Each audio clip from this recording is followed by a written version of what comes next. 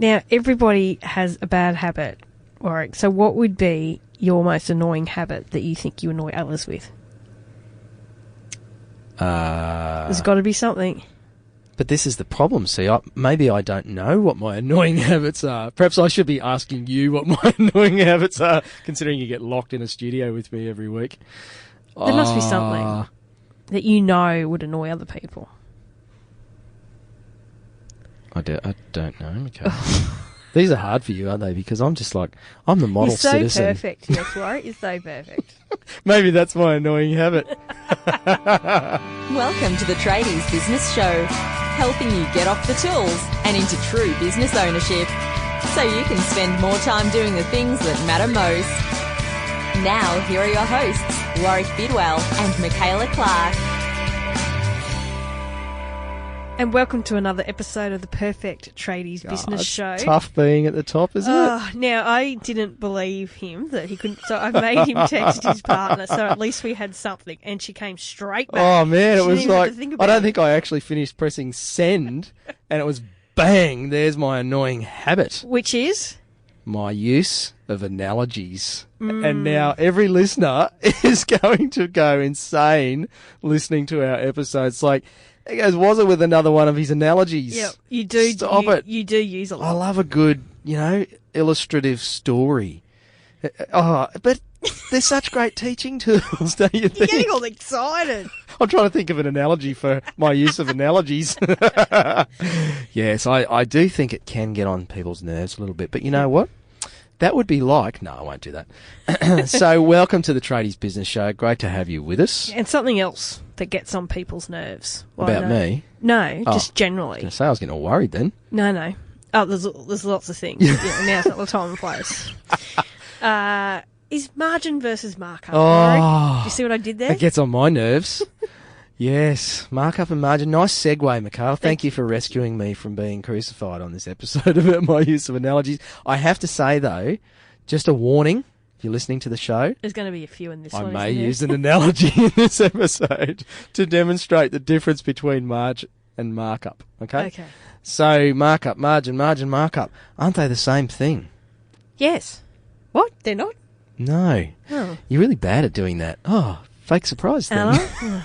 At least I'll know if ever I buy you a gift or bring you back a smoothie or something, and you go, Thanks, that's great. "Oh, thanks, yeah, that's really great." You're like, "Oh, you hate it."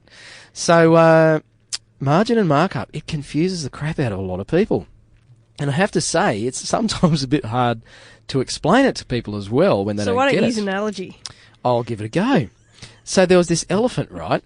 And no. See, I can't even be funny about it. They just have to happen naturally. Right, okay. I'm sure one's going to come, so let's just all brace for Maybe we should get our listeners to do an analogy count in this episode. Ding, ding, and ding. then put it on Facebook for us or something, or hit us on Instagram. But it. All right, so what's the difference? So let's start with markup. all right. So here's the problem, right? When I talk to people, and I'm sure you hear this as well, Michaela, and you talk to people about making money from their products or services, so on selling their materials to clients and also their labour, particularly for our tradie listeners, is how much profit are you making? And how much are you making off those things? So what do you make when you price in the materials into a quote? I'll just mark it up 30%. Okay.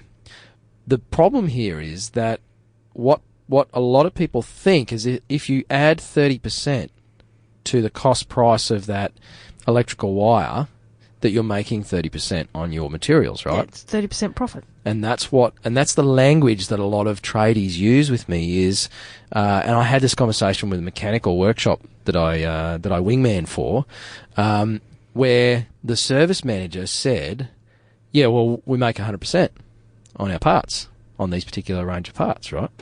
And I was like, "Oh yeah, you make 100% margin," because one of his targets is obviously making enough gross margin for the business, right, by pricing it correctly and managing productivity and all that sort of stuff. He's like, "Yeah, well, we make 100% on these parts." I'm like, "Okay, so show me how you make 100% on these parts. I want to see how you do the calculation." He said, "Well, if I buy the part for $100, I on-sell it to the client for $200.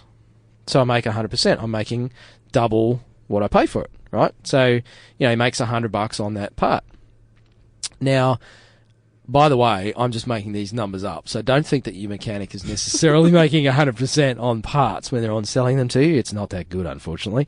But that was kind of how he got that was how he understood it, right? Is that whatever he adds on, that's what he makes. But the reality of that is you have to calculate your margin, your profit margin, differently to your markup.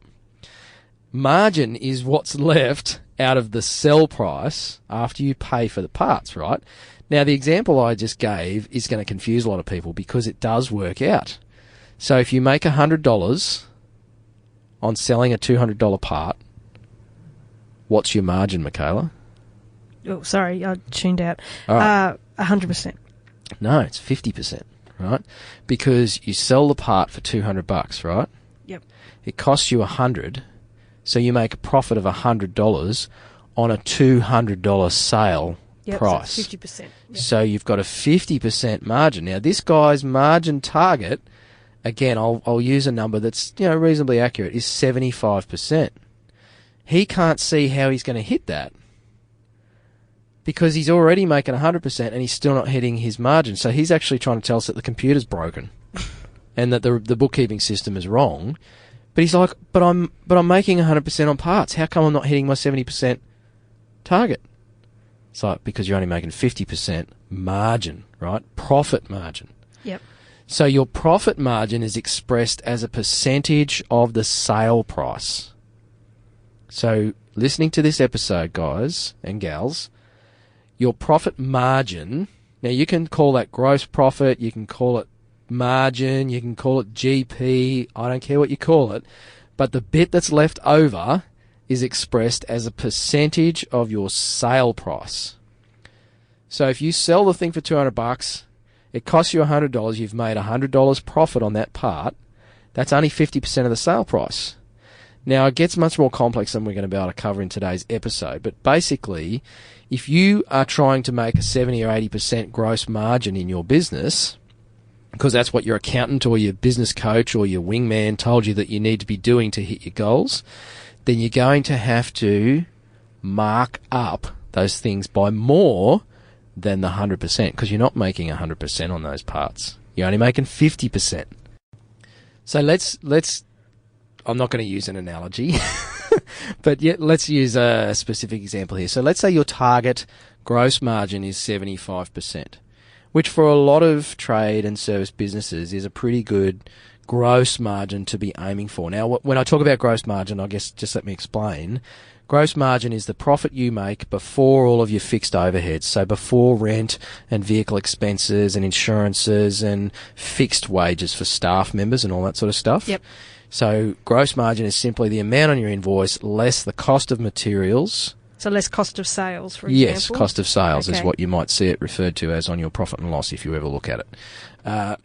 So you can definitely talk to your accountant about this. If you've got questions about this, listeners, feel free to hit us on the Facebook page if you're confused, which is highly likely, because I'm not using analogies, see, so that's why it's harder to explain. They're not going to understand. No.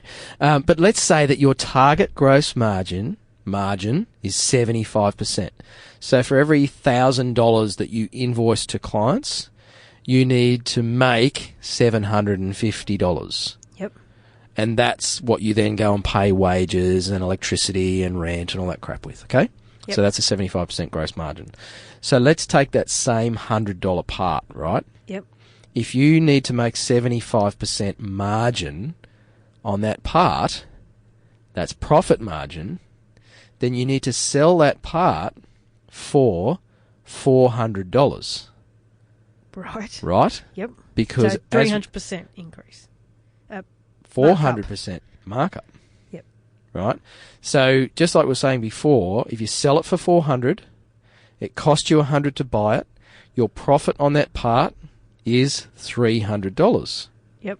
300 divided by the sale price of 400 is 3/4 or 75%. Right, got it. You with me? Yep. I reckon if Michaela can follow me, listeners, you'll be fine. She's squinting, closing her eyes and squinting and looking at the ceiling here.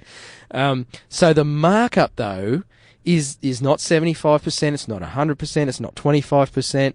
The markup on that part, the amount that you mark it up by, you could express it a couple of ways, but basically it's, well, as you said, 300%. So you're going to add 3 times that amount to the cost price to work out your sell price to get to your $400. Yep. Got it? Yep. I reckon everyone's confused at this stage. Yep. So I think that we do some kind of, I don't know, worksheet or something. We're gonna put together a little calculator, and we're going to stick it in the toolkit so that we can make our margin on our. So what's our markup on the podcast. dollar for 30 days? It's shit house, to be honest. So for $1, you can go and grab this little calculator, and then any time you're pricing up parts for a quote, so when you're quoting up work, whether you're an electrician, a mechanic, a plumber, a builder, whatever, when you're pricing up your jobs, you can actually figure out, am I making enough margin on these parts, and what do I need to mark them up by for these materials or parts? Right. Okay. So I'll make it fairly simple for everybody. Can it be like a, margin calculator for dummies type kind of spreadsheet? Yeah, so, we'll put green boxes where you put the numbers in and the answer will calculate automatically. Ooh. So you can just plug it in, and then you'll start to get the hang of how to do this, and you'll see where you could be missing out on making money. And this is the thing, Michaela, is I see lots of tradies who are just baffled by, I'm marking these things up, but I'm still not making any money. Like, I'm adding 100% to these parts, and I'm still finding it tough. There's no my accountant's telling me I'm not making a profit, or not a big enough one. Cash flow is really tight, and often it's because you're doing yourself out of margin, and gross margin, that gross profit, is what you pay your expenses with. It's what you pay your wages with, the repayments on your vehicle. It's where you're going to find your wage as the business owner. So this really is worth digging into and getting your head around, and using the little calculator. And if that's not enough, go talk to your accountant or your bookkeeper. Or if you want some specific feedback, once you've joined the Tradies Business Toolkit to grab the little calculator, you can jump into the private Facebook group and actually ask some questions in there. Give us your numbers and we can give you some specific feedback in there. And that's just $1 for the first 30 days. So keep in mind that'll be about $1.40 or $1.50 Australian at the moment. And then after that, it's just $27 a month. So they're the sorts of things that our members are getting solved for them. Yes. And all of that without using a single analogy. Well done. Gee, that was hard work, I can tell you. Our listeners will be thankful. Next episode, I'll go back to the analogies. Yes. So hopefully that hasn't confused the crap out of you, and is actually, at least it might have made you aware of the fact that you need to look at these numbers. And although you might be marking things up by 100%, you could be making a lot less profit than that. Yes. And that might be why you're finding it a little bit tough sometimes. So hopefully this episode, we've caught it short and sweet because it is about numbers and finance and I tune out. But I think what you're saying is you can make a lot of money if you listen to this episode and review your stuff and become a toolie. Yeah, you should have said that at the start. Right, okay. So luckily that's your financial lesson for the day. Done and dusted. There you go. Yeah. You don't need to talk to your accountant this week. Nope. All done for you. It's what we like to do here at the Tradies Business Show. Absolutely. Help you avoid your accountant at all costs. Yeah, g'day to all the accountants listening. So that's it from the Maths Brains. Until next episode. Bye. Hooroo. You've been listening to the Tradies Business Show with Warrick Bidwell and Michaela Clark. Want to get off the tools and into true business ownership? Find out how at tradiesbusinessshow.com.